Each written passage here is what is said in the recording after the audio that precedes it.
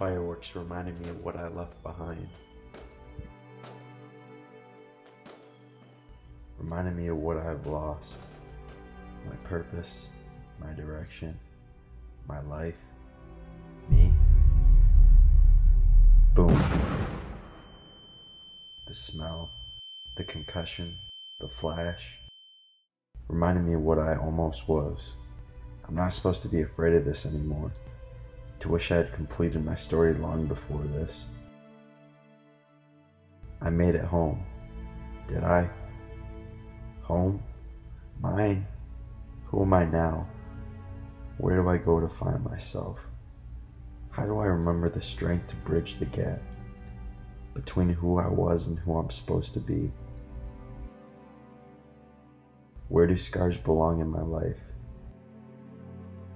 Alone at a desk. I remember. Reason.